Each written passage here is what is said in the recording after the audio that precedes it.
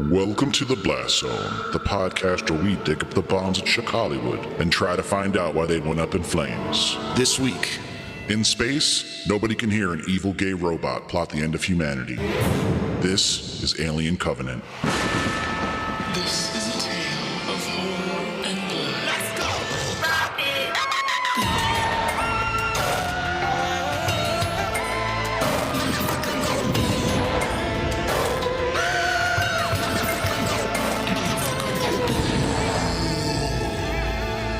Welcome to the Blast Zone. Welcome to the Blast Zone. We are not a podcast about bad movies. We are a podcast about movies that did badly. That's right. I am Jon Drake, in-house film critic of my Shudder account. And I'm Ian Dukes. I'm a demon with horns and bat wings and summonings about movies. Movies like Alien Covenant, which we'll be talking about today. But before we get into that, Ian, how are you doing this week? Well, you know, as I sat drinking my coffee this morning, I had an interesting thought. I thought, wow, it's fucking dark. It was gray and it was wet and gloomy outside. And despite the fact I got big windows in my living room, I had to turn on a lamp. It was so dim inside. It was bumming me out. And it was funny because at this point, I was like really done with the summer heat, thinking that I was fully ready to embrace putting on a sweater, getting cozy. But then the first probing fingers of the cold, dark season arrived and they slapped me in the face. And I felt bummed as hell about it. So just goes to show, be careful what you wish for. Yeah, we're knee deep in the autumnal season here in New England. We've got like 40 degrees in the morning and like 75. Goodness. So it's a wide range. But like the downside of us recording so many episodes in such a short span of time is I don't really have any updates. We recorded on Monday and it's Friday. Nothing happened in my life in that span. But you didn't go to any rock concerts in New Jersey since then? No, I have tickets for One Battle After Another tomorrow. Oh, okay, that's fun. I couldn't squeeze it in before this to talk about that experience. And I got the D-box seats, which like shake and throw you around a little bit Oh, so that you can goodness. experience what the characters are experiencing. Just as Paul Thomas Anderson intended. Well,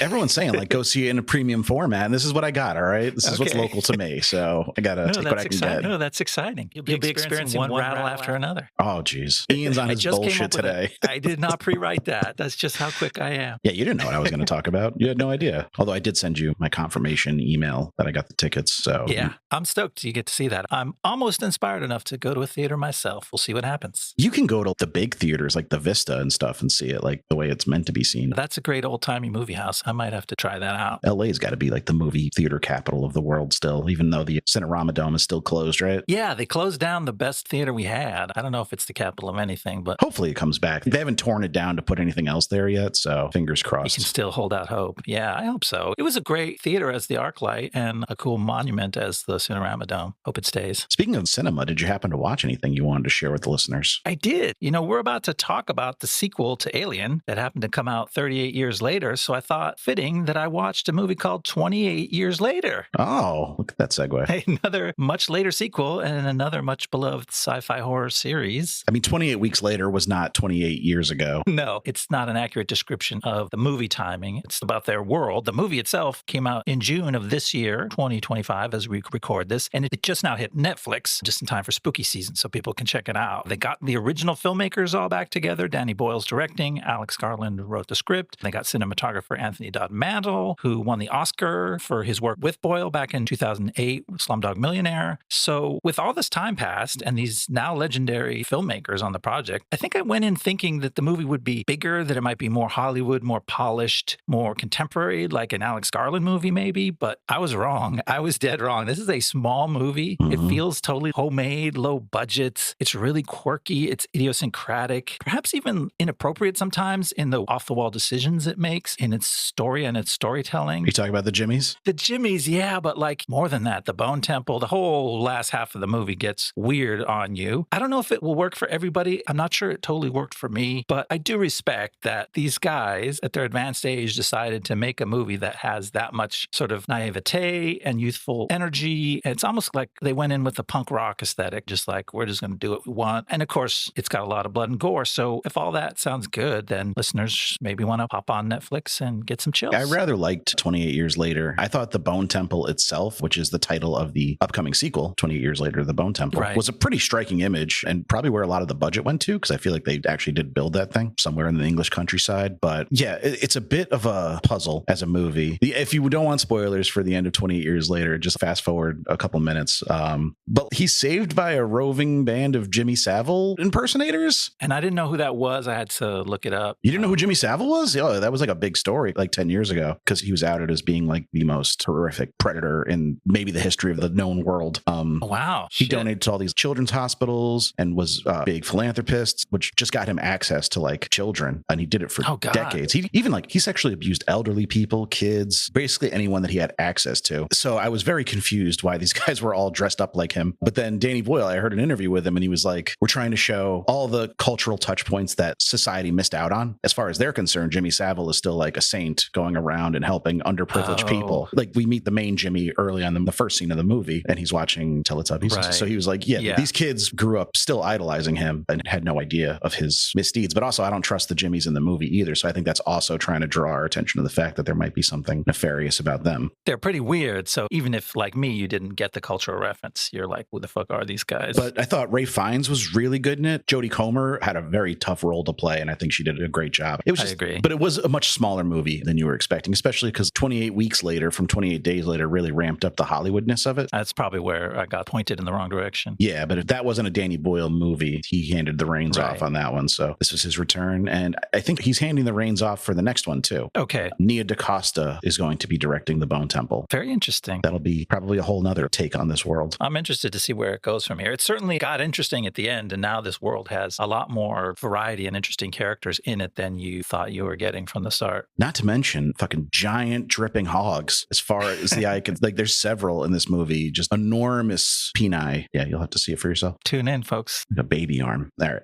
I feel like I talked more during your show and tell than you did, so I apologize. That's all right. I'm bummed I didn't get to bring 28 years later. There was just too much stuff that I was watching around that time, but I was quite perplexed by it in a good way. It's an interesting one. It's nice to have movies that are not just what you expect. Yeah, they're challenging. That's good. The movie I'm bringing for this week, I don't know if I would call it challenging, but it's certainly an odd duck. I brought Darren Aronofsky's, it's labeled as a crime comedy, Caught Stealing. Okay. With Austin Butler and Zoe Kravitz, Regina King, Action Bronson. Our boy Griffin Dunn pops up in there. Yes, love to see Griffin Dunn at a New York City bar. Bad Bunny. Interesting. Quite a cast. This one, Matt Smith, our boy from several movies we've covered. Sure. He's great in it. And we can cover this one if we want. It made $32 million on a $40 million budget. So, but the movie was marketed as kind of like a madcap thriller. Did you happen to check out any of the trailers for it or see any of the marketing materials? I guess I caught a little wind of it. I didn't watch the trailer, but I caught a little description of what it might be like. I was expecting a relatively lighthearted, like caper. And the movie is shot and edited and filmed as if it were like that. But so many of the characters we meet and grow to like in this movie just get brutally murdered. Oh, yikes. The body count is incredibly high and also not in pleasant ways these people go out either. So it's got a real tonal clash going on that I thought was intentional for sure. But it was just so strange to see an Aronofsky movie marketed as being silly and lighthearted. So I wasn't surprised that it went in another direction, but I could see that contributing to a poor word of mouth and why more people didn't go see it in the theater. Yeah. Because if you don't know Darren Aronofsky's filmography and you're an Austin Butler fan from like the Elvis movie or something, and you see like, oh, look at this fun crime movie he's in, and you go see it, you might be a little shocked at what transpires. I watched the first 10 minutes of it when it was like a movie about a cute, happy couple in New York City, but I could already sense the impending doom, and I switched it off at about 15 minutes when he's about to investigate something, and I'm like, oh, the shit's about to go down, and it already feels like it's going to get nasty in here. Yeah, there's a big shift relatively early on, but it never goes full on into like dark, gritty crime thriller. They're still treat it like it's a half comedy, except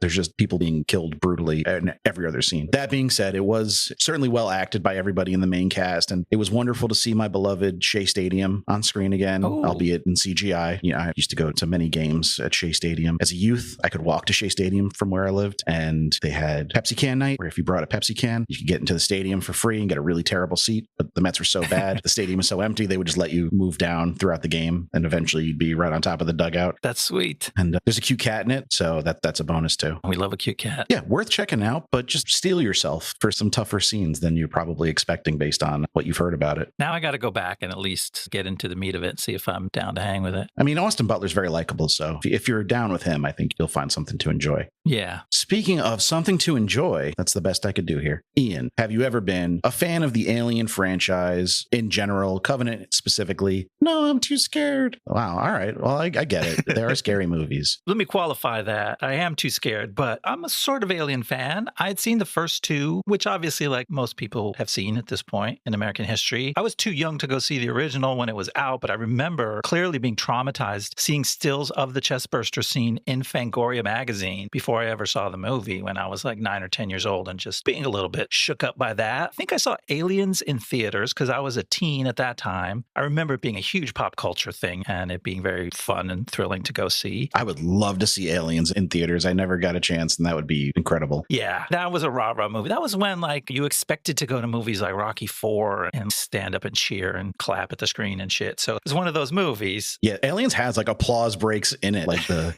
get away from her, you bitch, and then no one moves or does anything for like 10 seconds. So everyone can hold for applause. That's great. I did watch, like recently I watched Prometheus, I watched Romulus. I went back and tried part of Alien 3 because of Fincher, but I couldn't hang with that one. Despite all that, pretty familiar with the franchise. I think that I totally missed the fact that Covenant came out, just like the mysterious planet in this movie. I never knew Covenant existed until now when I got close. Yeah, it wasn't a big cultural touch point for many people. I remember being like, Alien Covenant, yeah. I didn't see that one in theaters, but it was probably like right after the pandemic, like 2021. So then I looked at it was 2016. I was like, Jesus Christ, this movie really did not leave an impression. But I am a Prometheus enjoyer and defender, and I feel like where you land on Prometheus has a lot to do with what you think about Covenant. And even though Prometheus made a goodly sum, it doesn't have the word alien in the title. I don't think a lot of people necessarily that weren't into that type of movie made the connection to the franchise. So maybe there was like a little bit of backfooting when Covenant came out. Because this movie doesn't make a ton of sense without the background of Prometheus, which I think probably wasn't a great idea. I sort of agree with that statement because I had seen Prometheus, but I didn't remember enough to really put the pieces together, except that I knew that I had seen The Android before, and it was about a misadventure having to do with these engineer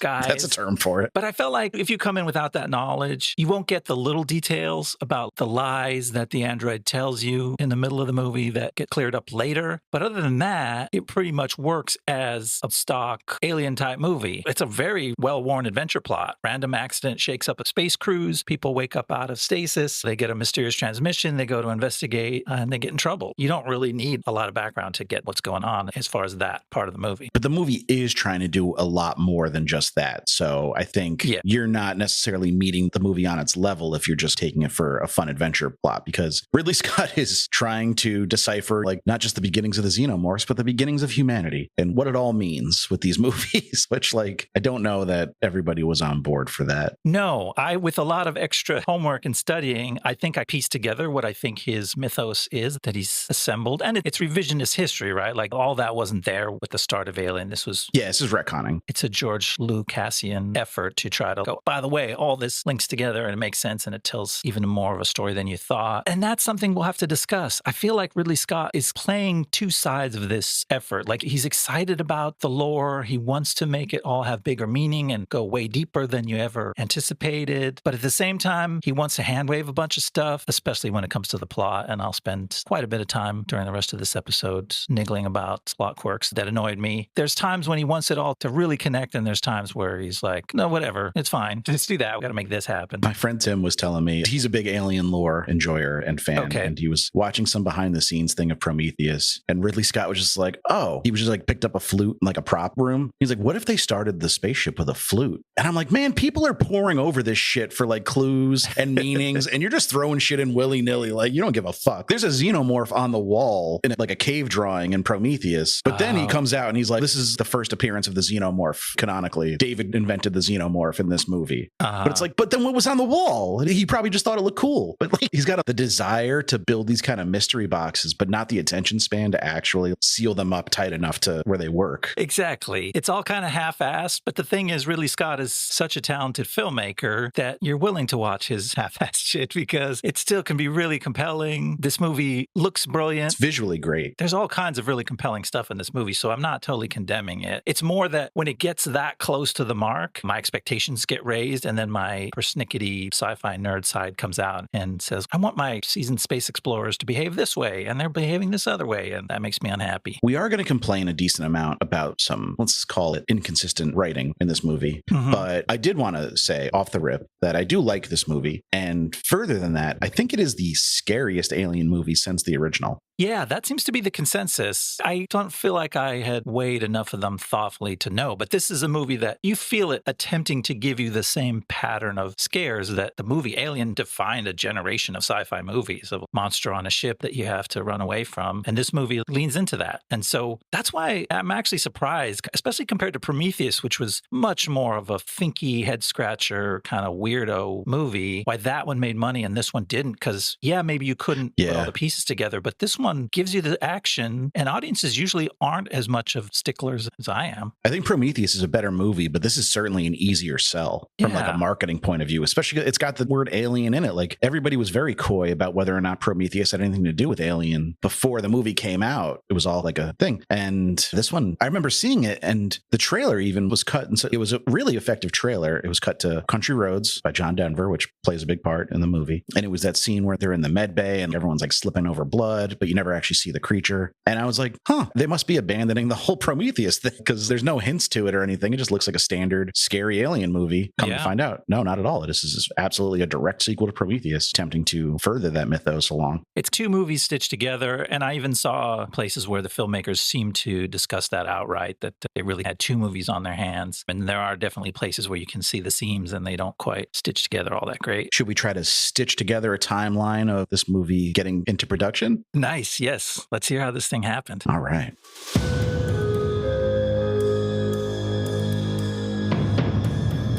Sometimes a sequel exists less to answer questions and more to rearrange them.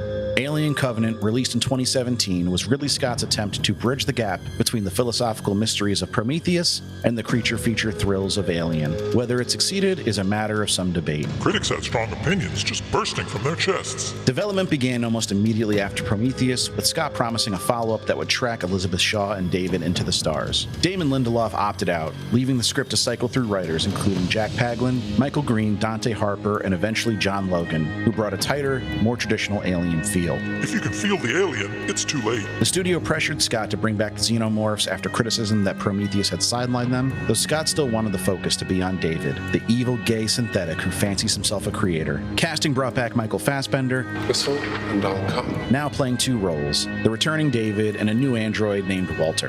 Katherine Waterston was cast as Daniels, the film's Ripley surrogate, with Billy Crudup, Demián Bichir, Carmen Ejogo, and Danny McBride filling out the doomed crew. I'm freaking! James Franco was technically the Covenant's captain, but died before the movie even began, appearing only in flashbacks and promotional materials. Noomi Rapace's Shaw, originally meant to be central to the story, was reduced to a corpse and a memory. Filming began in 2016 in New Zealand, with Ridley Scott's longtime cinematographer, Darius Wolski, shaping a film that looked bleak and organic, leaning away from H.R. Geiger's biomechanical aesthetic. The creatures were redesigned with influences from goblin sharks. Yeah, some of my favorite influencers are goblin sharks, lending the new neomorphs a rubbery, animalistic quality. When Alien Covenant was released in May 2017, it opened to $36 million, enough for first place but far below Prometheus's $51 million start. The movie tumbled nearly 71% in its second weekend and barely doubled its budget worldwide. Compared to the $403 million gross of Prometheus, Covenant's $240 million take was a disappointment. Critics were split. right down their spines. Some praised its visuals and Fassbender's dual performance, while others found it muddled, grim, and unnecessary. The fallout was immediate. Plans for a third entry in the prequel series were scrapped. The Disney acquisition of Fox sealed the coffin, and Ridley Scott himself officially stepped away from the franchise in 2025, saying he had done enough. The series has since been handed to Fede Alvarez, whose Alien Romulus successfully resurrected interest and profitability. Which is all that matters to the Weyland-Yutani Corporation. For Ridley Scott, Covenant is a fascinating contradiction, a movie that tried to please everyone by combining body horror with big ideas, but in the process left both sides frustrated. For audiences, it was a reminder that sometimes the scariest thing about an alien film is how little faith the studio has in letting it evolve. They do be meddling in alien movies. Historically, this franchise has been a victim of some of the worst studio meddling we've seen, especially in Alien 3, which was such a terrible experience for David Fincher. He almost stepped away from filmmaking altogether. Oh, gosh. And then Alien Resurrection was similarly hacked up, but unlike Alien 3, which has several cuts out there, kind of like Blade Runner, and you can piece together a good movie from them, Alien Resurrection is just fucking terrible. Oh, okay. I was trying to remember if I saw that one. I feel like I remember the replicant Ripley or whatever she is in that resurrected clone or something. Yeah, it's a clone, Ripley 8. But then I couldn't remember anything else about that movie, so I wasn't sure. And it didn't feel like it was worth me going back and studying that one. It has, I think, the first alien-human hybrid we've seen in the movie, but not the last. We've seen it in Prometheus and Romulus now as well. Oh, yeah. There was something real freaky in Romulus, I remember. That dude was fucked up, man. But he kind of looked like an engineer, so I feel like as much as they claim like they're ignoring Prometheus and Covenant, like that dude looked like an engineer, which makes me feel like they're not all the way abandoning that lore. Speaking of the way the aliens look like, I like that you brought up that they were influenced by goblin sharks. Yeah, isn't that cool? Yeah, because I could totally see that now, that pale skin, and they're just kind of like scary yet fleshy. I'll put it in the show notes. There's a scene from a movie that we will have to cover one day called Strange Wilderness, I think it is. And it's Steve Zahn who's doing it. He's doing commentary for like a nature documentary of a goblin shark. And he just is like, he's never seen one before. He's like, what the fuck? And then he just starts making fun of it over and over again. It is the only thing I remember about that movie, but it still makes me laugh. He just goes, and then he keeps rewinding it and making that noise like over again as the goblin shark's jaw juts out and he looks like a doofus. It's really funny. Yeah, these creatures, I don't know. I'm not sure how I felt about the creatures. I think the quality of creatures is actually crucial to an alien movie's success or failure. At least that's what people kind of judge it on, right? You go there to get some scares, see some gory violence, and see a freaky creature that really scares you. I'm not sure how I feel. Did you like these creatures as a whole? Yeah, this might be sacrilegious to say as an alien fan, but I like xenomorphs. I think they're, pun intended, a perfect design, but they are kind of unchanged for 40 years at this point, you know? And like, if it's just xenomorphs in a movie, they do feel a little stale. So you need some kind of variance. And that's what I thought Alien Earth did really well. The xenomorphs are obviously in it and a big part of it, but there's lots of other creatures around that are getting some of the spotlight. And even going all the way back to Aliens, they had the Queen, and Alien 3 had the alien that was birthed from a dog instead of a person. So it looked a little different and moved on all fours. Right. You know, like, I think you have to introduce some variance or else, because like Romulus really didn't have any unique aliens until that big fucked up dude at the end. And I think that's why a lot of people's criticism of that movie, even though it was well received overall, was that it was a retread of the original. Yeah. So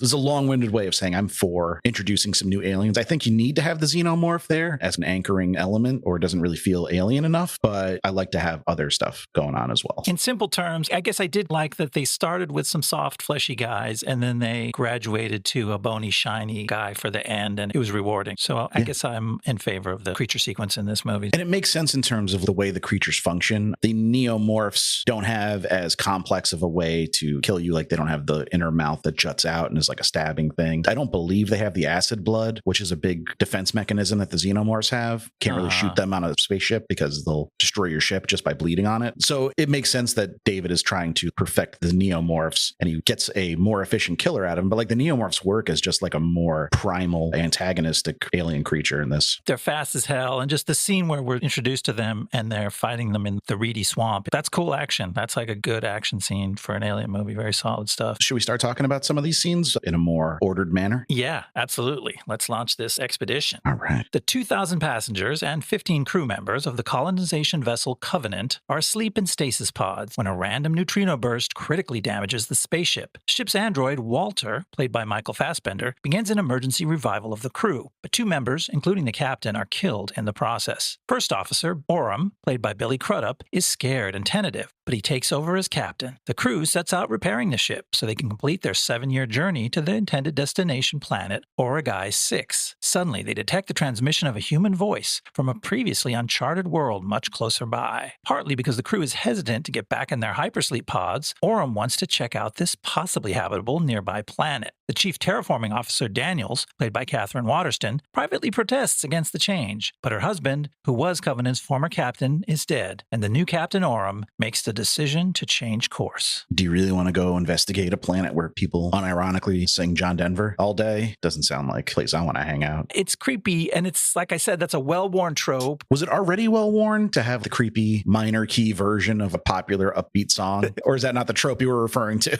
I just mean receiving a garbled broadcast. I was thinking of the Star Trek reboot had that, I think, and kind of like an Event Horizon thing. Alien? I guess that's the start of Alien, is them getting a message, right? It is, yeah. Mother tells them they have to go check out this SOS message. Yeah, that's the thing, is like when it's an SOS, you invoke other tropes of, well, it's the responsibility of space travelers to support each other because we're out here alone. This was more like, oh, we got to check this out because this might be a nice place to live. And yet the broadcast was not a message. There was clearly a human or some kind of human presence on this planet, but it wasn't trying to talk to anybody. Right. It was like caught in the act of singing to itself. And then, yeah, you have to theorize that later David amplified that message thinking it might attract people, because why else would it be transmitting 10 years later on a loop? It's weird. They find the source and it's kind of like a hologram that's stuck in a loop, and they never really try to explain what's going on there. They just use all that as some very basic exposition. But Tennessee, our boy, Danny McBride, he knows that song. He says, that's John fucking Denver. We're going. Yes. It's not quite that simple. But shouldn't we talk about this prologue a little bit first? Before we get into space, there's a prologue in Mr. Whalen's Marble Estate. I don't know what that place is. It's a very empty room. He's using negative space quite well, I would say. Gigantic empty room. There's one chair, Piano, a statue. and they're all like 30 feet away from each other. It's not like they're bunched up in one little area of the room. And who plays Mr. Whalen? He's just a little guy. Little guy. Little Guy Pearce. Little Guy Pearce. Right before he went off gallivanting in Delco with Mare, he was a titan of industry in the space exploration realm. He's very good. He only has a few lines because it's a short intro scene, but he's very effective at portraying a certain kind of guy that you recognize. Like, that is an old rich-ass motherfucker who just thinks he's so cool. Authority oozes from him. Like, he's never had to ask twice for anything. It's remarkable. It's quite a nice little performance from Guy Pearce. I was very impressed. I fucking love Guy Pearce. I think he's one of my guys. I'm going out. I'm saying it. I'm putting him in putting him in the list. He's one of my guys. He's great in this. And also, he's been like a ride or die free Palestine guy for years now, before it was like okay to do that in Hollywood. I didn't know that. So I've got a lot of respect for Guy Pearce. And I saw LA Confidential in the theaters when I was like 10, which is not okay. But I came out of that and I was like, right. Yo, I was a lifelong fan of both Russell Crowe and Guy Pearce after that movie. Yeah, that'll make an impression on you. And he's acting against Fassbender in that scene, who's also one of our favorite actors, probably really a standout guy to have in your movie. And this movie leans on him a lot, and it really helps the movie. He's certainly my favorite race car driver. That's like his second career. You know that he took 5 years off from acting to go do Le Mans. Oh, I remember that came up before, didn't it? Yeah. We did a movie with him, and whenever you do a career retrospect, you're like, he wasn't working from like 2019 to 2024, but not because no one would cast him. He just wanted to go race cars. What a dude. What a dude. Fassbender's great as David. If you've seen Prometheus at this point, you recognize the seeds of insurrection that are starting to already grow within David 10 minutes after he's born. But even if you haven't seen Prometheus, I think the movie does a decent enough job of showing that he's having some trouble coming to terms with his servitude. He immediately recognizes himself as superior to humans, or believes that, and questions that Guy Pearce makes him pour the goddamn tea and play the piano like a monkey. The scene is confusing if you don't know the lore, but even for me, the point came across. But also, you do know the lore, so I knew enough to know that guy was the boss and he created the androids. But then we get this neutrino burst, which a neutrino burst sounds like an additive you get in your smoothie at the local green juice shop that helps you digest or something. You got to be careful. Order that. That'll knock you out of hypersleep. I don't know what a neutrino burst is. Is it even a real thing? I don't know. It definitely feels like a hand wave kind of sci-fi trope. Like they rolled a sci-fi trope random generator and it said neutrino burst. Okay, that's what fucks up the ship. It does help us get one of my favorite James Franco performances in all of film. That was nice. He goes, and he goes up in flames. Yeah, so I had a question about that. This is the start of my sci-fi sticklerism. I can imagine there's all kinds of movies where people are in some kind of suspended animation pods, and if you break them out and too hurried away, it can be bad for their health. They could die doing that. Almost like a scuba diver getting the bends, I would imagine. That's what I imagine. Like you're trying to resuscitate their metabolism too quickly. It could be dangerous for them. So I got that it was risky that they suddenly had to break everyone out, but I didn't imagine that the risk was that they would spontaneously burst into flames and char into a little crisp. What was bursting into flames in that pod? That's not a normal thing. That's just James Franco.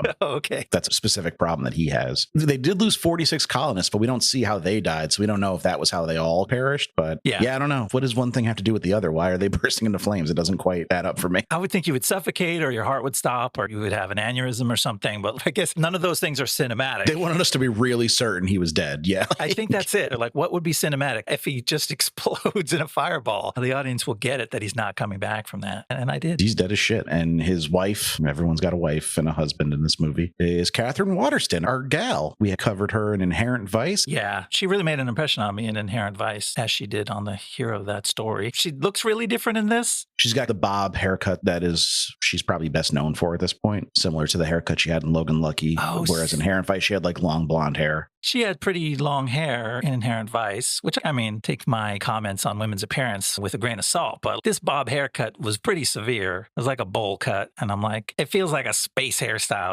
This is what they do to space women. Space or West Virginia, because she had the same fucking haircut in Logan Lucky. So that might just be her haircut. So now I feel bad, casting aspersions on it. Sorry, Katherine Waterston. I don't want to question your choices. Your hair is perfect the way you choose it to be. But I did only call it a bob because bowl cut felt too harsh. But that is what it is. It's bowl cut. It is. She got the Lloyd Christmas. And even if you're a fan of the haircut, which I will now leave alone, it's a tough ask when you meet this character because, as we just said, her husband just fried up to a crisp and she plays it very authentically, screaming as he's dying. And the scenes after that, she's assembling his personal effects and she's weeping terribly and just consumed with grief, which is a tough ask to meet a character who is just losing their shit on you in several scenes in a row. But I felt like she really acquitted herself well. Like she owned that stuff. She played that stuff very emotionally, but real. And then she feels like a real character because she has to, in the end, be a bit of a tough chick sci-fi heroine in the Ripley mold. And it's nice that she had these very genuine, tender moments to start with. There's a lot of depth to her character. Yeah, she feels like a real person because she does have those big emotional moments. But then once she dials in and is back to the matter at hand, she's immediately proving herself to be a more effective leader than the actual captain of the ship now,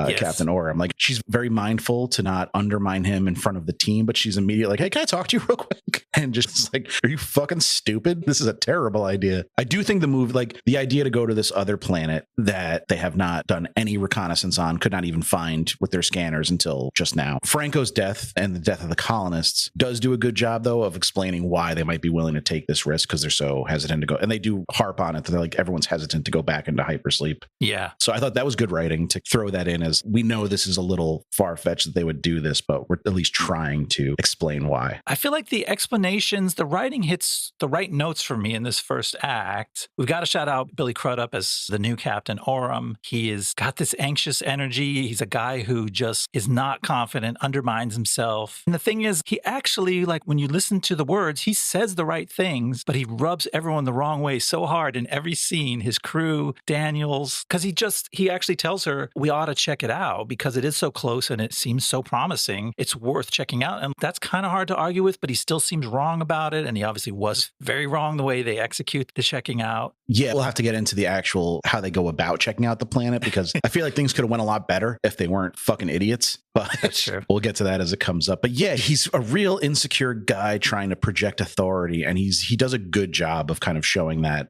dichotomy of the things I'm saying are not the things I believe. Yeah. And he harkens it up to like, they don't trust me because I'm a man of faith. And I'm like, no, Yes. I think you're just bad at this, dude. He pulls that out of his ass. And even his wife looks at him like, she doesn't tell him you're being stupid, but she's like, that's not it. No one said anything about your faith, and that's never come up. You don't even go to church that often. You're just looking for excuses now. They do bring up his faith one more time, though. I know you said that's the only time they bring it up, but then when they're in the bush after the lander blows up in Act 2, Daniel says to him, we need your faith now. Oh, okay. Yeah. It also doesn't accomplish anything. No, and his character gets more ridiculous and pathetic later to the point where, like, I didn't stop appreciating Crudup's performance because I think he's still doing a good job. He's a great actor. I'm a fan. Yeah, I didn't know how good he was because just like Guy Pearce, with just a few lines, he conveys quite a bit in these first scenes that really impressed me. And then later on, he had to convey some stuff that really annoyed me. Yeah, we'll get to his foibles later, but he's got I'm hesitant to call it an unlucky streak because I feel like he brings it on himself, but he is quite put upon by the end of this movie. Yes. What else do we want to touch on? We should talk about Fassbender as Walter because he is playing a dual role here. We've already met David, and now we meet Walter, the American robot. He is like a real John Wayne-ass voice. I was trying to think, what's a movie where Fassbender does an American accent that we can compare this against? Because you love Michael Fassbender so much, you were like, I think he's doing it on purpose. I mean, I'm trying to think that way. He was Steve Jobs. He was in 12 Years a Slave. Okay. I got to revisit these movies. Yeah, I didn't see either one of those, but he couldn't have done the whole Steve Jobs movie and like unable to talk American. Hello, Bill Gates. I don't know if they meet in that movie. He has an affected voice, but then, as with many things in this movie, if you want to excuse its weak points or its questionable points, you can find stuff in the story to explain it. And they do talk about how since they created David, they dumbed down the robots, the androids. They simplified their thinking. They restricted some of what they could do. And I think maybe not Fassbender's specific choices and execution of the accent, but just the idea that one of them's British and one of them has this down-home American sound does reflect the changes in generations of the androids. Yeah, Americans sound dumber than British people. It's tried and true. It's just the way it is. But he's the typical kind of loyal, good robot to counteract the evil gay robot of David. He's endearing right away. He's a loving creature, even though he's not supposed to be programmed for love. He's nurturing. Yeah, he's always there with what you need. Yeah. Which is very nice. And like, they must have dumbed it down even further, because I don't know if you remember Ash from the original Alien, but he wasn't very helpful at all in most things. But, yeah, the androids got off on a bad foot. But they were also hiding that he was an android for a long time. But he fucking sucks. Yeah, they don't have a good reputation in this universe. So Walter has to do a lot of work to try to make them wholesome again. Yeah, I think Lance Henriksen as Bishop helped their reputation because he was another kind of loyal, good robot that was always saving the day. So Walter seems to be in that mold at least. Yeah. And then we got Danny McBride doing a heck of a job as the pilot Tennessee. In a pure dramatic role. When I saw he was in this movie, and even more so when I saw that he was wearing a fucked up old bent straw cowboy hat, I'm like, oh no, they brought Danny in as comic relief and he's going to be the goofball. But he's playing pretty much a straight dramatic role and doing a nice job. Yeah, I feel like most of his comedy roles have always had a bit of tragedy to them. So I'm not shocked that he's a talented dramatic actor. Even I feel in The Righteous Gemstones later in the series, they really leaned into his dramatic talents. Okay, so I haven't seen that. So it was more of a shock to me to see him pulling this off. But even just look at the movies he's been writing with David Gordon Green. Like, he's clearly a horror guy. Like, yes. He wrote those 3 Halloween movies and that Exorcist movie. So I was not shocked to see him pop up in an Alien movie. I was shocked at like how effective he was at conveying like grief and sorrow, like things that you don't necessarily associate with Danny McBride, who's always swaggering. Yeah, and I thought, and I mentioned this when we did Hot Rod, he's really effective as a comedy actor, and that was early in his career, so there's some possibility for him building depth over the course of the intervening years, but like he was so self-conscious in that movie, and it really worked for his comedy character that he was playing, where he would say things that he knew were outrageous, and you could just feel that he felt the attention that he was pulling towards himself when he would say every line. And I thought, well, that's just a fact of Danny McBride, and he uses it to his advantage in his character. But when I saw him in this, all that hyper self-consciousness was gone. He was just playing a natural, relaxed character, and he was pretty lost in that character. So kudos to him. Yeah, interestingly enough, his character in Hot Rod was a man of faith. He goes to church every goddamn Sunday. You gonna bring the demons out of me?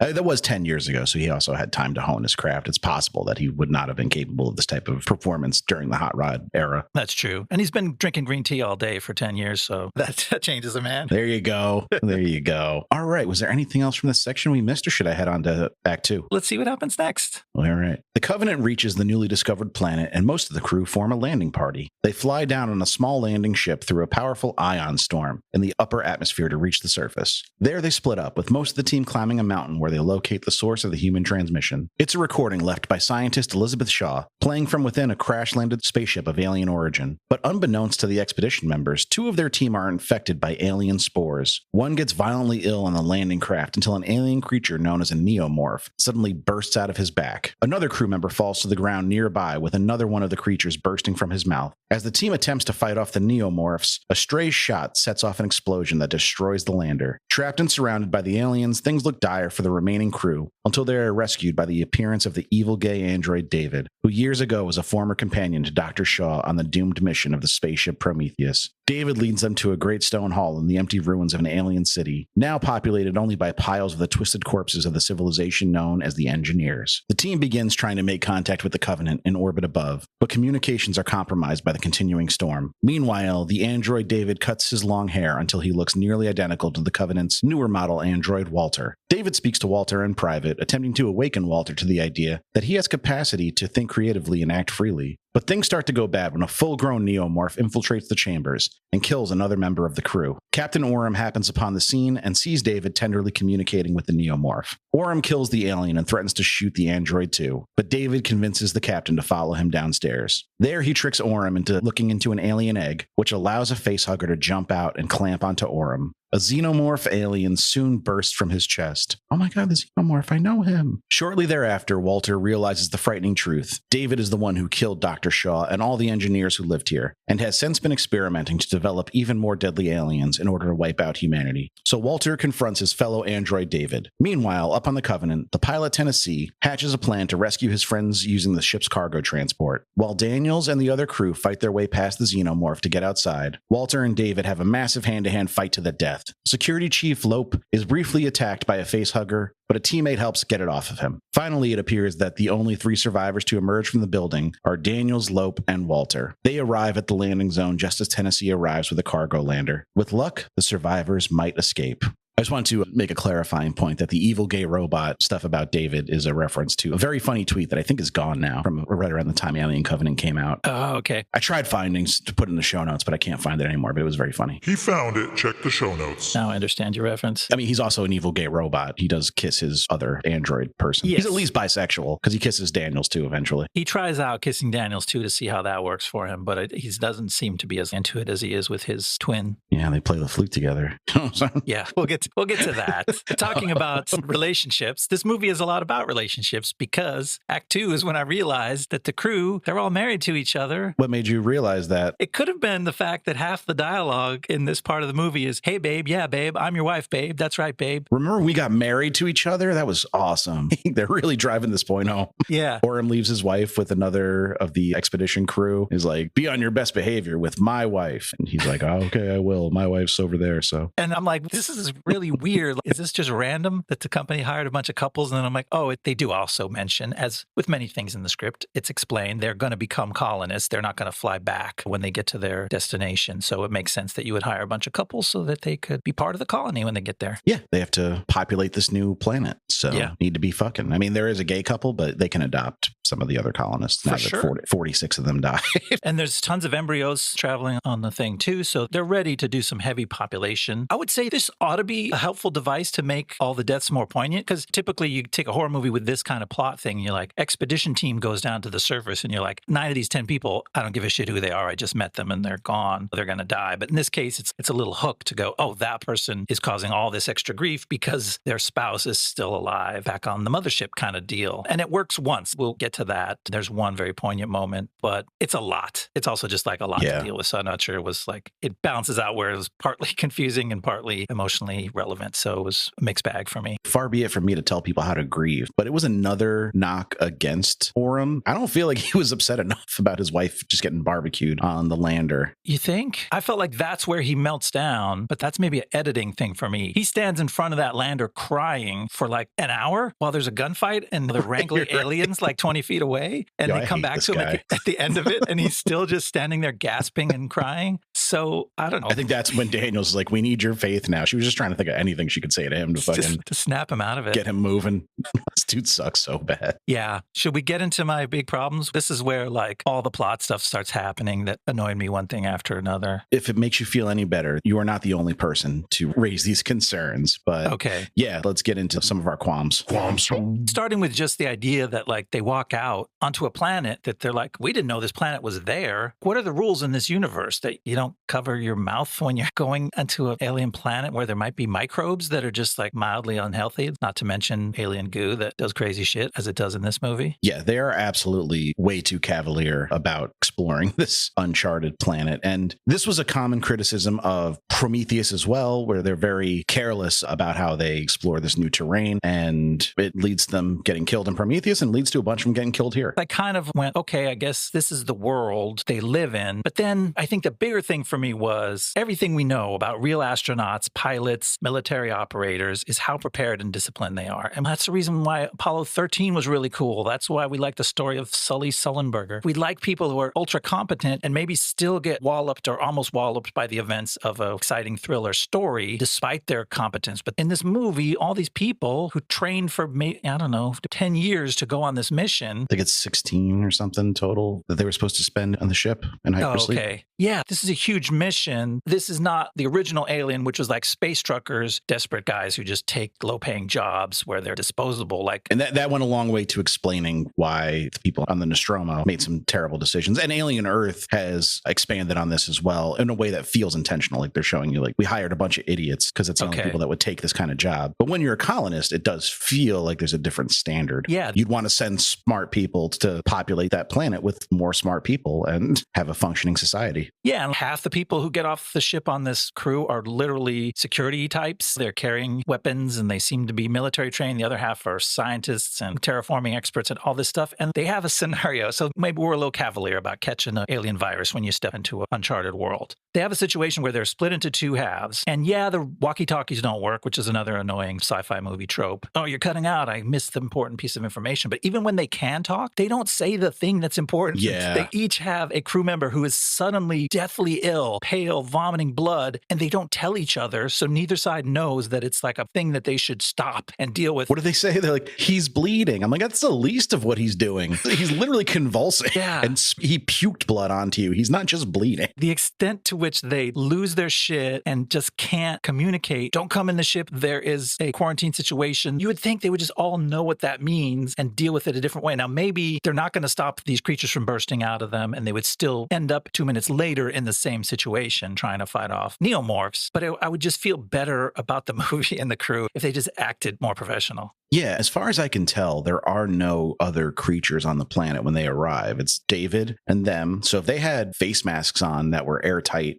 no movie. Right. Unless David would have to trick them into taking off their masks and getting complacent. Right. Like, oh, there's nothing here that can hurt you, so don't worry about it. And that would have felt a little more plausible. But there was an attempt to explain it in this prequel novel I found out about when I was researching for the episode. It was called Alien Covenant Origins by a writer named Alan Dean Foster. And Lope mentions that the security people he's recruiting were chosen specifically to not be intellectually overqualified or superb tactical fighters because he was scared they would take over when they got to the colony and undermine him. That's a fun twist. But that feels a little bit like trying to close that loop after the fact. Yeah. Because obviously the movie was made, or at least written, before they commissioned a prequel novel. So this guy might have read the script and be like, these guys are fucking idiots. I got to find a way to justify how bad they are at all this shit.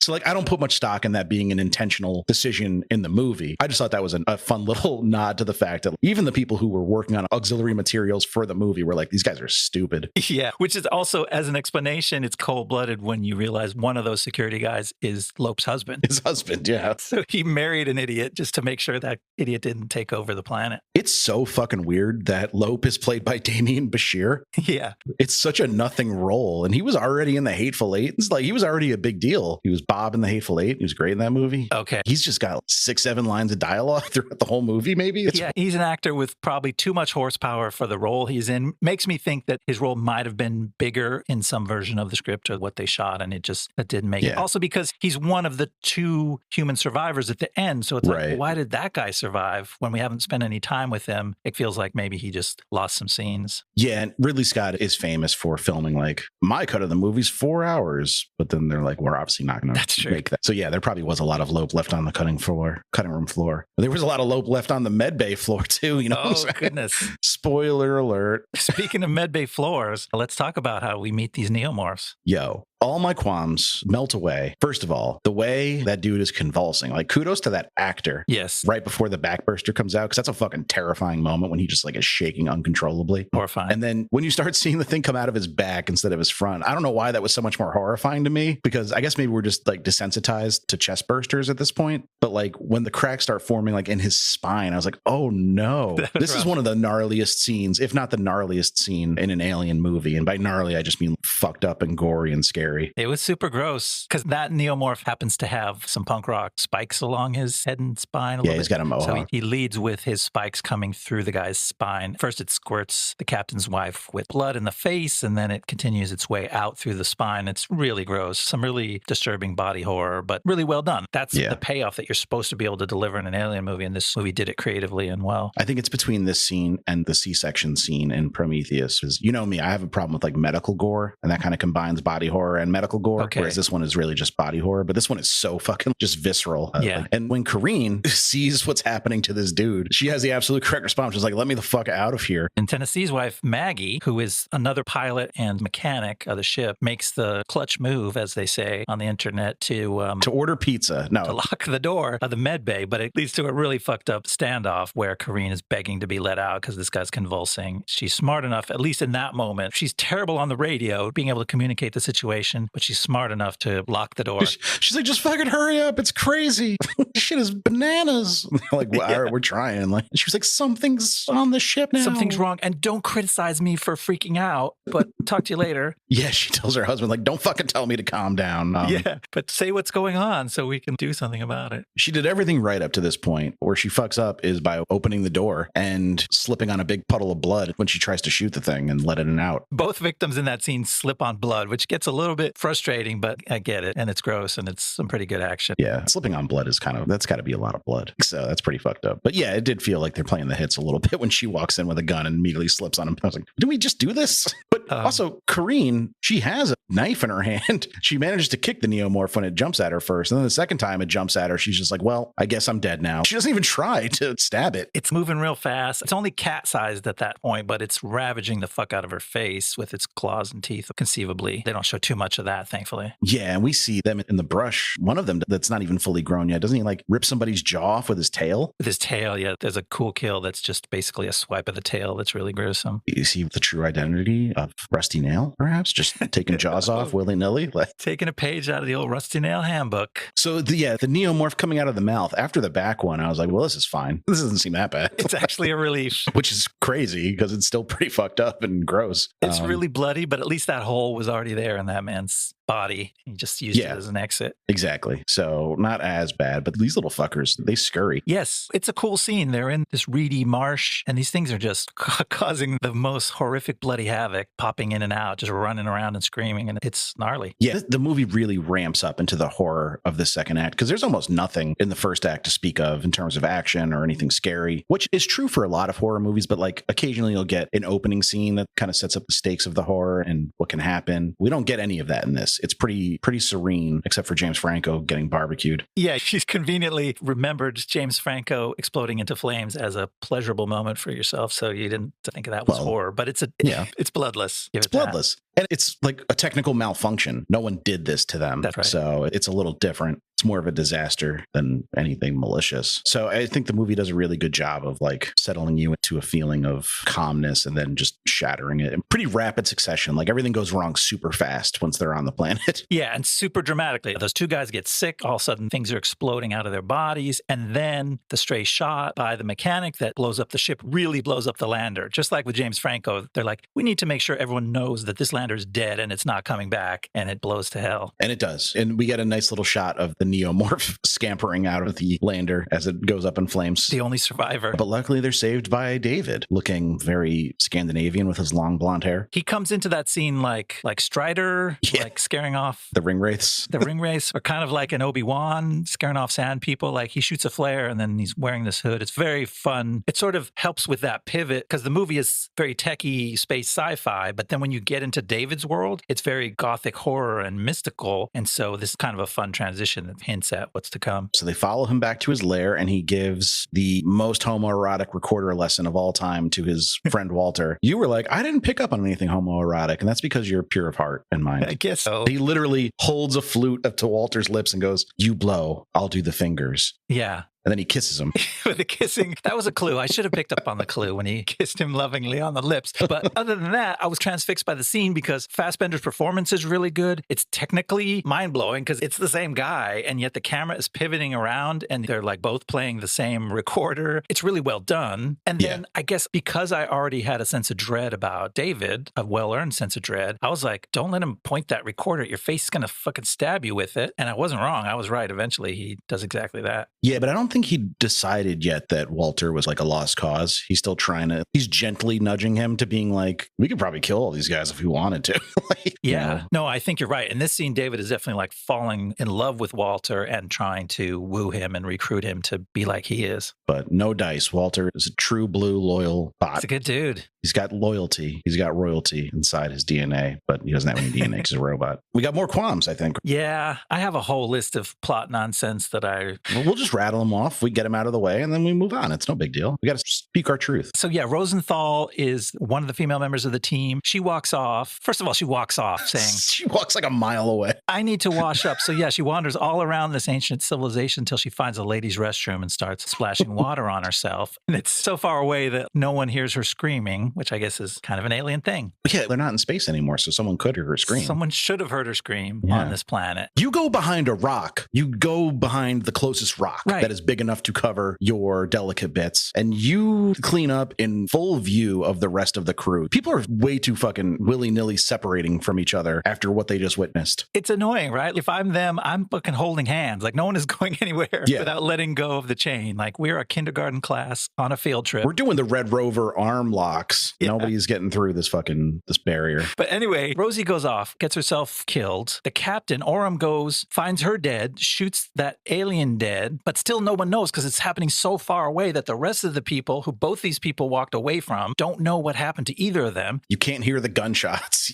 Yeah. Orem shoots quite a few shots out of his assault rifle. Eventually, the big security dude, Cole, gets into this room to solve the mystery of what happened to Rosie. And when you know it, he's trained on the same radio communication skills because he finds his dead crewmate. Her head is off. It's in a pool of water, and a full-grown one of those aliens that they've only seen juveniles before. Yeah, like a 7-foot-tall alien dude. A big, bloody, dead alien. And he says, I found her, Sarge. And that's it. He says it with like, I found her, Sarge. Like he's like flummoxed by what he's seen. But like, we need more details. It's like, is he being obtuse on purpose? It seems like he's in a romantic gothic mystery where everyone is just swooning at things and like they can't say, but like, you kind of want to tell your teammates that one of them's dead and there's a dead alien here. And maybe he said that in the next scene, which was unnecessary to include in the edit, but it was just an example that sort of really got my hackles up. Yeah, it's not really here nor there plot-wise, but I thought it was just an interesting tidbit that the neomorphs eat their victims, because we've never seen a xenomorph eat anything. They kill people, but they don't actually need them for sustenance. They kill them because that's just what they do. But the neomorph is definitely munching on her, right? Yeah, you come in and you find him sort of like chawing on her shoulders. I don't know if he knew what he was doing. He's literally been alive for like 3 hours. Yeah. So he's still figuring shit out. And David treats them that way as like innocent little babies that need to be cuddled. But then after David's intense grief at his new friend, the neomorph, being shot, and Orem is like, you better fucking tell me what's going on. He's like, okay, follow me.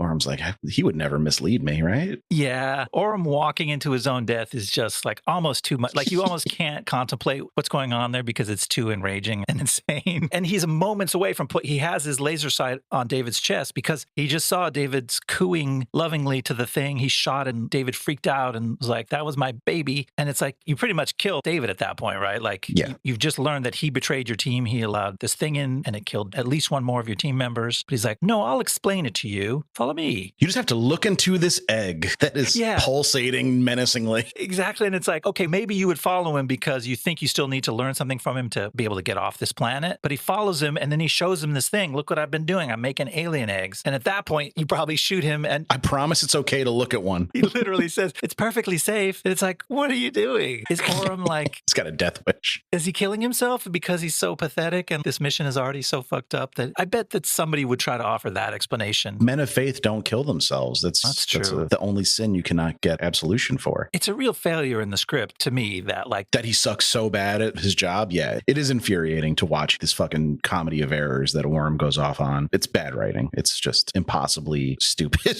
I don't know. Write a trick. Write something that character wants and at least have David tell him, oh, I resurrected your wife in this pod. This is the technology I've been working on, and give him a reason to put his face down into the egg. Right. Something, like anything. Not just, oh, it's safe. Because even if it's safe, as soon as he saw it was there, he would want to fucking torch that whole room. Like, he wouldn't want to get a closer look. Just like with them just taking their helmets off before they even get off the lander. That could have been done better if David was there whispering in their ear that it was all fine. Like, you could have made David a more imposing and formidable foe by making him more cunning and actually outsmarting smart people. Right. But instead, he's just like this evil mastermind, but he doesn't have to be a mastermind. He could just be like barely above average intelligence and he would outsmart these fucking morons with no trouble at all. Exactly. They continue to split up one after another after another. Things go to shit. And then Daniels, who we trust to be the smart one in the crew, goes, lock and load, everybody. Arm your weapons. We're getting out of here. And by the way, I'm going off alone. I'll see you in maybe 15 minutes. There's like one creature left. It's not going to be a firefight. It's going to be whoever finds it first should just fucking shoot it till it's dead. But they don't know that now Orm's about to give birth to another one. Yeah, that's true. The chest burster comes out roughly 8 minutes, I think, after the facehugger gets on Orm. Not a lot of time has passed here. He is rudely woken up by David throwing those little pebbles at him. That whole scene is more continuing weirdness in the way those two behave with each other. That scene is fucking stupid. And you pointed it out to me that when he wakes up, Orm wakes up after just having a facehugger on his face, which the Alien movies are a little unclear about if people remember the experience of a facehugger being on them. I think they remember something bad happened, but they don't exactly know what. There's like an amnesia that sets in. But he immediately goes, what do you believe in? He sees the guy who just tricked him into his death, or something very horrible happened to him, and he doesn't go, what the fuck, man? Or what the hell happened? Or you son of a bitch. He instantly becomes philosophical before saying anything. He opens his eyes and goes, what do you believe in? It's like, why would you say that? He had to tee David up for a cool line before he's his creation. Exactly. And then a chest burster immediately goes,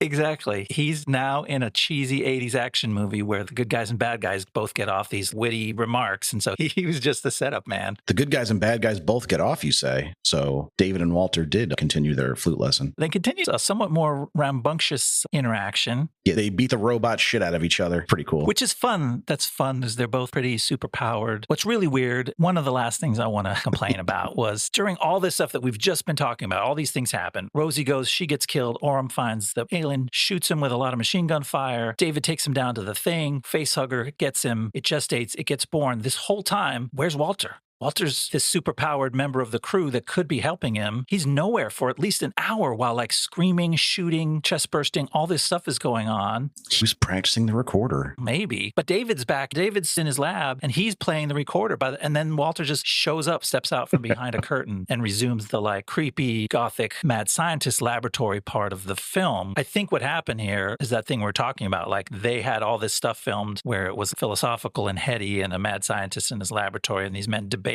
their roles in society, and they had an action movie and they just don't always stitch together that well. Yeah. I like the gothic horror elements of the movie and the kind of haunted castle that David has built for himself. And there's truly some creepy stuff in there. Like when we see what actually happened to Shaw, that was upsetting, yes. Especially because I was very fond of Noomi Rapace's Elizabeth Shaw and Prometheus. I don't want to see her go out like that. Yeah, she's vivisected on the table there in a gruesome way. But then also Daniels is looking at these photos of her with like all this crazy shit coming out of her mouth. There's a lot of fucked up stuff in that sequence, but or those are like illustrations, right? They're like, yeah, I think they're drawings technically. What he was trying to do, I guess. Yeah. But this is canonically, according to Ridley Scott, and you have to ignore the Alien versus Predator movies to make this work, but no problem here. The first appearance of a xenomorph in the universe. Wow. David creates them. Yeah, see, I didn't know that till you told me. And on the second watch, I picked up the clues where he says as much that this is something new that he's engineering, but I was not the kind of movie watcher that could absorb that just from what's in the movie. And we never really figure out what happened to David, so we don't know if he continued trying to work on more evolutions of these creatures, but like the xenomorph stuck around for many hundreds of years after this, so it must have been a pretty perfect organism, you might say. He's actually pretty good at this stuff, so you got to give him that. We'll get into the implications of the ending of this movie and what that means for a very talented but evil geneticist, essentially. Yeah. But they're pretty fucked up, the implications. So we roll on to the final act of the movie? Oh, I think you did want to give some credit to Daniels and Tennessee. Yes. Yeah, we already talked about how good McBride is, and he really shows it in this one scene that was also really well written. McBride's been up on the ship where they've been mostly out of contact, and they finally get through to Daniels on the ground, and he says, all right, we got a plan. I'm coming down to get you, and can I talk to my wife for a second? And they handle it kind of real. Like Daniels goes, can you go on a private channel and let me know when you're alone? And it's like, oh, fuck. Yeah. That is not like a space thing to say. That's like a real human being kind of thing to say. And he goes into this room and she tells him, and his reaction is very powerful. I was very moved by that scene. Yeah, it's a small scene. It's not giving us any new information or advancing the plot at all. So I do really appreciate that they kept it in there. In a movie that was probably a little longer than it needed to be, that's a kind of scene that you could easily cut but the movie would have been worse for it. Definitely. And it's interesting because we're about to get into the section of the movie where that same character becomes the most cartoonish and comical because it turns into pure action and he's wrangling a wild spaceship and he's running through halls with a gun. Oh, it's bugging. So it's very nice that he had a really poignant human moment just before he gets to do his silly action shit. Yeah. All right. Take us home. All right, here comes the action shit. Country roads. Tennessee brings down the cargo lift, and our 3 surviving heroes jump aboard. Unfortunately, so does the xenomorph. Daniels uses the lift's hydraulic crane arm to battle the creature, and she eventually kills it. Back aboard the Covenant, the crew thinks they're safe, until suddenly a new xenomorph bursts from Lope's chest. It stalks and kills the other 2 human crew members, leaving only Daniels, Tennessee, and the android. But Daniels has a plan. With the others' help, she herds the xenomorph into the cargo bay, where she traps it onto a terraforming truck and ejects it into space. Now resuming their originally planned trip to colonize Orgai 6, the android Walter puts Tennessee and Daniels into their stasis pods for the journey. But too late. Just as she's falling asleep, Daniels realizes the android isn't actually Walter, it's David in disguise. With the crew out of the picture, David regurgitates some alien embryos and places them safely into storage for later use with the thousands of human souls trapped on the ship he now controls completely. Like I said, the implications of that are not great. Not a happy ending. Not a feel-good ending at all. Not at all. Not even like these characters are going to die sad ending. Like these characters are going to be subjected to horrific experiments and then die. Yes. Yeah. So, everybody aboard that ship is now a gestation pod for an evil alien creature that's going to have its way on a brand new undeveloped planet. And it does make me a little wistful about the fact that we never got the planned 3rd movie in this trilogy. And I say planned in the sense that like they wanted to make a 3rd movie in this trilogy. They didn't actually have an outline for a story or anything yet, but it was going to kind of bridge the gap between this movie and Alien, which I know you had a question of. Does this movie actually connect those 2 stories? And it doesn't quite yet. There's still some ground to be covered. Yeah, I was wondering if is Orgai 6 the place where the Nostromo comes down and gets... No, it's LV 4229 or something. Okay, so that's something different. So something happens in between. These xenomorphs continue on and have some places where they're gestating around the universe, but it's not a straight line from here to there. Yeah, you can theorize that David and the Covenant eventually made their way to the planet from the original Alien and planted some eggs and then put out a distress signal to lure people there to kind of spread it throughout the... But then also come to find that Weyland-Yutani in the original Alien also knows about the xenomorphs already, or at least suspects their existence. Okay. And was actually... The whole point of that mission was to find them and bring them back. Oh, okay. Yeah, I remember that's sort of the subtext. That's kind of the twist in every Alien movie is, capitalism. Like they knew what they were doing was evil, but they did it anyway. Yes. I remember Paul Reiser got to be the evil face of capitalism in Aliens, and I was really enchanted by his performance. He was so fucking smug. Like he played that role perfectly. He's such a sniveling little shithead. I've been watching the series in chronological order the last month or so. So I did Prometheus, Covenant, Alien, Aliens. So I have to watch 3 in Resurrection, maybe. Oh, yeah. It's the dark part of the journey. And Alien Earth is what made me want to do that, which is very overt. And it's like capitalism is the root of all evil stance, which I don't know why I said it in a smarmy voice because that's objectively true. Yeah, it seems to be the case. But it can feel heavy-handed in a sci-fi setting to lay that on the table. Especially when every article about Alien Earth is like, they spent $300 million to tell you why capitalism is evil.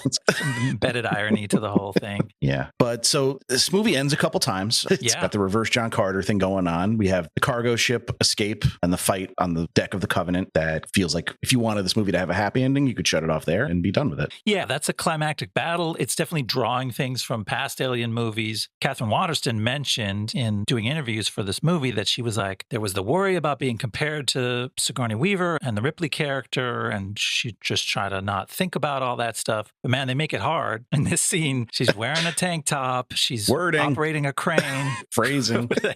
They make it hard. She's not wearing a bra. She's not wearing a bra. She's wearing a thin tank top. I hate that I'm now the guy that like points that out in every movie, but I'm just going to keep picking movies where that's a recurring issue. It's part of the job. But yeah, you think of Ripley. And also because she's got a crane. It's a full-on loader. Yeah, when she had like the exosuit and Aliens, it's reminiscent of that for sure. And they double up on that she has her expertise, because in the second climax where they have to defeat the alien again for the final time, I'm doing it on my turf, and she's the terraforming chief, so she's in charge of this cargo bay full of heavy equipment again. So it's again like her expertise with heavy equipment wins the day. Yeah, the terraforming bay, which I guess what you need for terraforming describing as a lot of chains. A lot of chains. Chain up them trucks. Which feels like a callback to the original Alien, which had a room that was just chains mostly. Oh, okay. And also, you called out Jason X as being an inspiration for this movie, but I think Jason X was cribbing from Alien. I remember watching Jason X on this very podcast and going, damn, there's a lot of chains for a spaceship. And they didn't have the sophisticated design budget. So in Jason X, the chains were just kind of dangling everywhere. Here, they're quite purposeful. They run on these pistons and capstans, and they're like carefully designed to anchor these large vehicles down tightly. Jason X, the movie that you designed the website for, if I remember correctly. I did a little work on that one back in the day. That was a tidbit on that episode. And now it's a tidbit on this one. With our friend Nash on that episode. We haven't heard from Nash in a while. Yeah. Should get her back on the pod. I know Death and Friends just came back for their 6th season. Excellent. Yeah, so I have some qualms here. And I know you tried to explain this away by saying he only got his little thing in the guy's mouth for a minute or two. Hiya, we're not talking about the recorder scene here. You're speaking of Lope? No.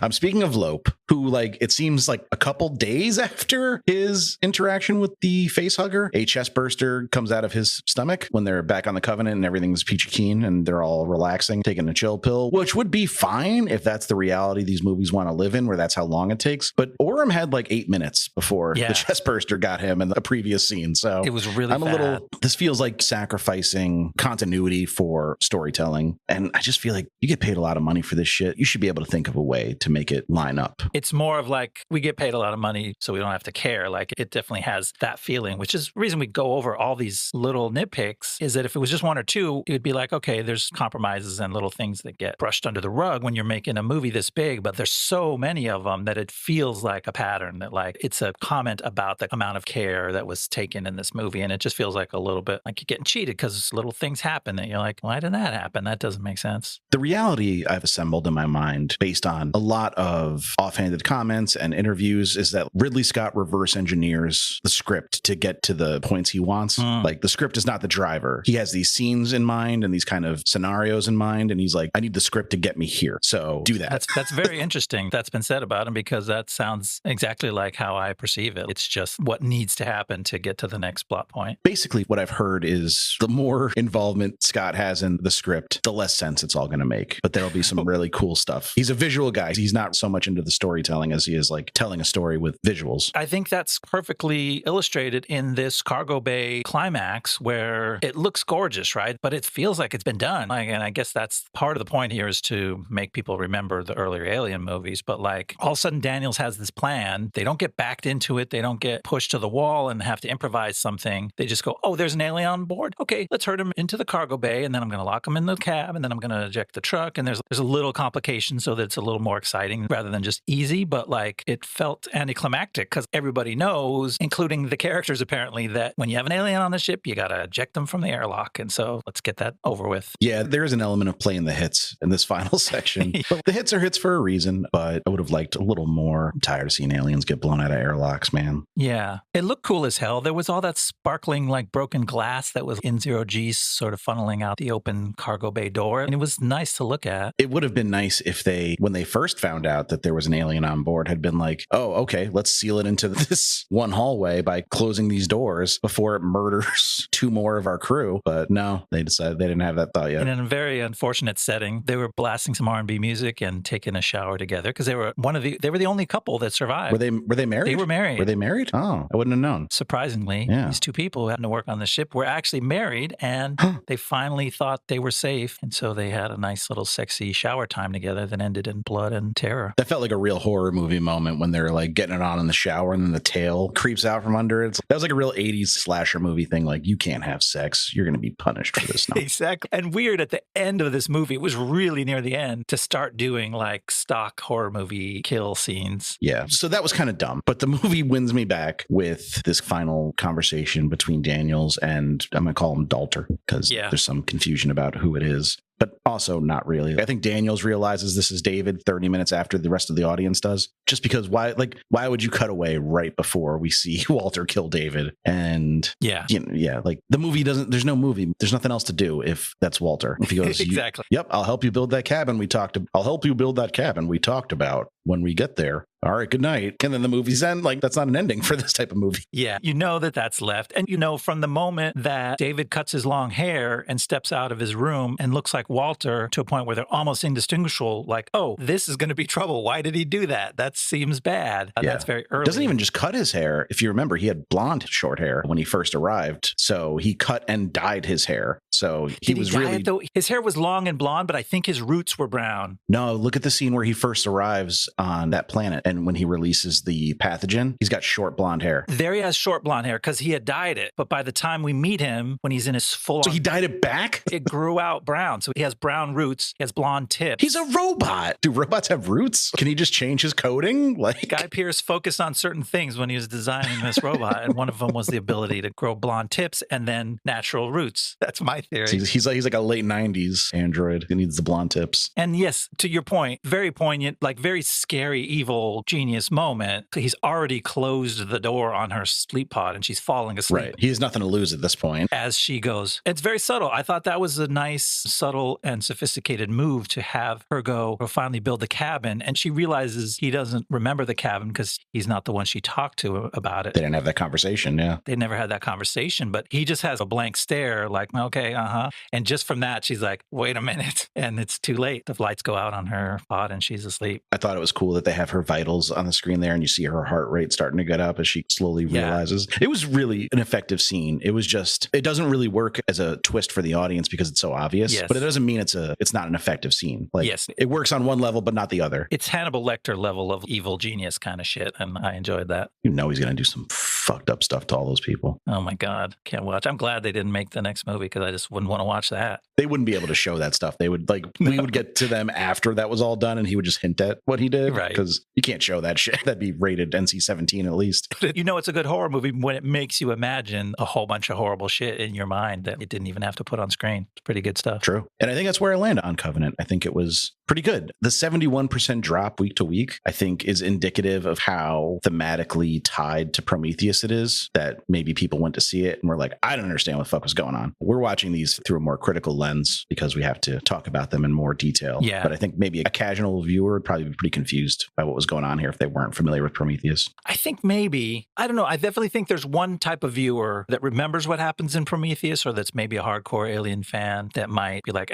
this didn't satisfy me. Like you're like, where's my Numi Rapace? Where's the stuff I was hoping for? The engineers, like, they get wiped out pretty much off screen before we even get there. I wanted to expand on that story. There was no more of them, but I'd wonder why it didn't succeed as a kind of corny, ham-handed, but good-looking action movie. It still leaves me a little mystified. Well, Alien Resurrection has a similar problem. It also lost a little bit of money. I wonder if it's 5 years removed from a kind of divisive entry in the series. They both were. Alien 3 was certainly the most poorly reviewed of the first three, but that's a high bar to clear. But also it took some chances. And then I think the cut that went in the theaters was barely legible as what the story even was because it was shredded to bits. Okay. But yeah, there is precedent. What I'm saying is there is precedent for the preceding movie in an Alien franchise being so divisive that it hurts the box office of the next one. It's frankly a long time between all these movies to try to keep fan interest in general. Like, it's always an iffy proposition to go, oh, we're spinning that back up again. Let's hope that people come out for it. I feel like that's why Romulus was smart to reset the board and just basically do a New Hope for the first Alien. Okay. Not a New Hope, but on The Force Awakens. Like, it was kind of a retread of the same story, but now we have a new reality that we can play with. And I think the next movie will be a direct sequel to Romulus. Oh, okay. I'm curious. I'll check it out, but that's the kind of movie watcher I am. It's got our girl Kaylee Spaney from... We love Kaylee Spaney. And another Mare alum. That's right. She's the catalyst for all of Mare of Easttown. Yeah, she was really good in that. Kaylee Spaney was just... Oh, she was in Bad Times at the El Royale too, wasn't she? She was Bad Times. She was the evil young sister in Bad Times at the El Royale. There you go. That's our big Last Zone tie-in. Go listen to that episode. That was fun stuff. One of our faves. Both of the movies we've covered and just the episodes we made from them. You want to hear where some of these people are now? What they're up to? Yes, absolutely. I'll keep my Ridley Scott retrospective pretty short because we did Napoleon just a year ago.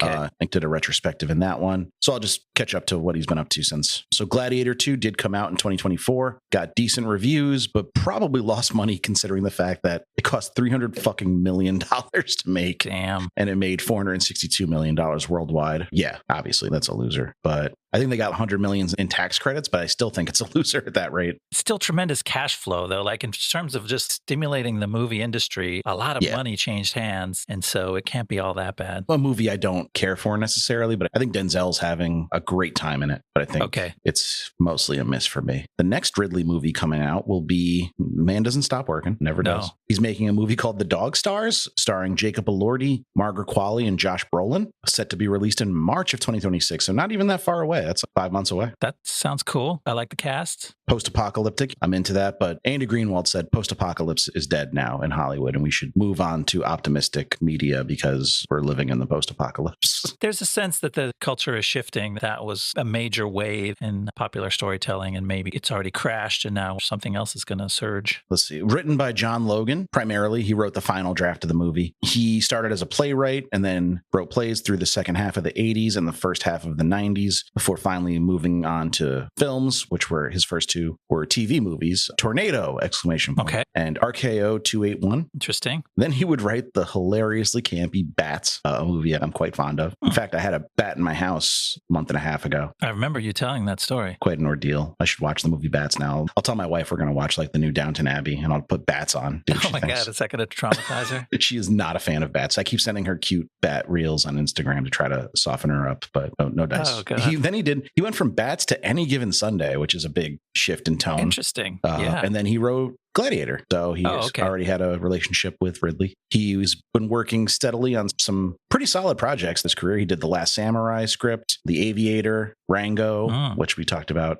very recently, Skyfall, and Spectre. Wow. Impressive. Yeah. Skyfall, I think, is my favorite Bond movie. So that's a pretty good one. That's cool. He was the creator and writer of Penny Dreadful and its spin-off Penny Dreadful City of Angels, which was like, I don't know if you remember that one. It was like a Victorian horror series on Showtime, I believe. Yes, I didn't watch, but I heard about it. And then his next movie will be the 2026 Michael Jackson biopic, Michael, directed by Antoine Fuqua. Ooh. And I don't know how I feel about that one. Yeah, that's interesting territory to dip into. I wonder how it will treat that subject, which is quite a mess. A lot of different directions you could go in, yeah. And also Dante Harper was given a screenplay credit on. The rest of the credited writers were all in story by and Dante Harper was just a production manager and editor who has never written a movie before or since Covenant. So it's interesting that he took a stab at it. Interesting that it sounds like someone asked him to step up here and he contributed enough to earn a credit. Yeah. Not the worst movie to have on your resume if it's the only one. It's a pretty big name. Yeah. Open some doors in Hollywood. Let's talk about our boy Fassbender. He's top billed in this movie, so he gets to go first. He would follow this up with two big clunkers, 2017's The Snowman and our beloved Dark Phoenix in 2019. Yes. Okay. And then with Assassin's Creed in 2016 being another big bomb, he was starting to look like box office poison at this rate, or maybe not a guy who could open a big budget movie. But then he took 5 years off from acting to race cars, eventually making it all the way to Le Mans. Sure, I'm pronouncing that wrong. And Le Mans. Yes, Le Mans. I don't know. Yeah, that's French for the man.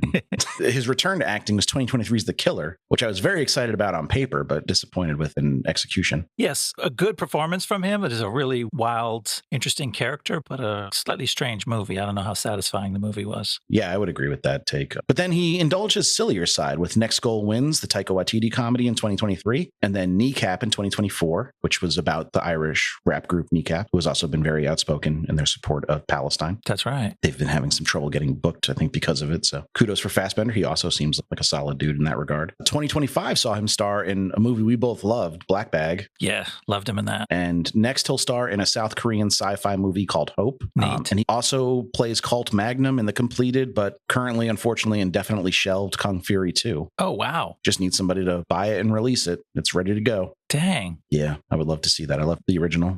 I was a big fan. I need to go back and watch that again because I think that was something that I got into for a minute and then it left my consciousness. But that's the kind of thing I tend to enjoy. When did the original come out? How long ago was that? 2015. Wow. Yeah, I know. I listened to the Lonely Islands podcast and Yorma has given occasional updates on it because he's in it as well. All right, so that catches us up on Fassbender. Katherine Waterston, our girl, she's been busy. She was in the Fantastic Beasts series, figuring out where to find them and such, like you do. And she was also in future episode Babylon from Demián Chazelle. Oh, okay. I look forward to seeing her in that. We had to take a break from Brad Pitt for a little while. So Yeah. we'll come to that one when we're feeling up for it again. She was in the pretty good Jodie Comer post-apocalyptic drama, The End We Start From, which is an interesting take on post-apocalypse. It's like, hey, what if it just never stopped raining for like months? Like, how would that fuck up the world? Interesting. Okay. The answer is pretty severely. I watched that. I might have brought it for show and tell once a couple of years ago. Oh, okay. It's solid. She was also apparently in the Ty Sheridan and Sean Penn paramedic drama, Asphalt City, which I swear I've started like 10 times and I get 8 minutes in every time. I'm like, I don't want to watch this. It sounds like a movie I would like. Yeah, but it must not be great. No, it's got the sheen of a good movie. It just, something's not connecting for me when I try. I'll have to power through so I can figure out if this is one day. One day I'll find time. She continued indulging her horror interest, though. She was in 2024's Bomb Afraid and Fear Street Prom Queen. Oh. Those Fear Street movies, people really like those. I haven't seen them yet. Next, she'll star in Park Avenue and Fackham Hall, which I think is a play on words like fuck 'em all. Oh, you know? okay. Sounds like it could be if it's that kind of movie. Picking up what I'm putting down here. She's also been busy on TV. She was in Perry Mason, Slow Horses, The Franchise, and The Agency. I gotta watch Slow Horses. All the people I like and respect tell me it's great. So I know. I started Slow Horses too. I started Perry Mason likewise. Both like, me too. Oh, these are cool prestige, respectively, detective and spy things, stuff that I tend to like, and I just kind of fizzled. It was Matthew Rhys was Perry Mason, right? Yeah, actually, I watched a bunch of that. There's some really good stuff in it. Yeah, I might go back to that one. And I love old LA. Oh, true. That's like the 30s, right? It's even before Chinatown and all that. It's got Angel's Flight in there. He lives by an airfield in the valley, like the Rocketeer did. There's some interesting shit in that. Oh, shit. Crossover, Rocketeer and Perry Mason. Billy Crudup surprisingly never really entered the next leading man category. I think a lot of people were expecting him to take over that at some point, but he's still had a very solid career. It's been an awards bait like Spotlight, Jackie, and 20th Century Women, but also finding time to be in blockbusters like Watchmen, Mission Impossible 3, and future episode Public Enemies. Okay. He was Dr. Manhattan in Watchmen. I didn't even realize that. Yeah, well, he's blue, so that's harder to tell. He blew himself in that one, and I didn't recognize him, but that was a good performance and a cool role for him because he has that factor where he makes you uncomfortable, and that's what Dr. Manhattan does quite effectively as well. I'm tired of these people. He's been starring on The Morning Show since 2019. The Morning Show lost me in season 2, but he was always very good on it. No shade to him. And he will next star in Noah Baumbach's Jay Kelly, which is starting to do the rounds of the festival circuit. That's cool. I look forward to hearing him do some Baumbach dialogue. Yeah, that's the George Clooney plays an aging movie star. Adam Sandler is his agent, I believe. So sounds great. Yeah, I'm excited for that one. Danny McBride, I was shocked looking at his filmography of how few movies he's actually acted in the last few years. Only a handful. He was in stuff like The Disaster Artist, Arizona, Legacy of a White-tailed Deer Hunter. But then he also did Vice Principals and The Righteous Gemstones, which probably takes up a lot of his time. Sure. And when he's not doing that, he's writing horror movies with his pal David Gordon Green, like the Halloween trilogy and The Exorcist Believer, which was meant to be the first part of a new trilogy, but I guess people really didn't like that first one, so they shelved that. What a nice little side gig to all the other amazing stuff he's done in Hollywood. What a fun career that guy's crafted for himself. Yeah, and I'm excited to see where it goes now that Gemstones is wrapped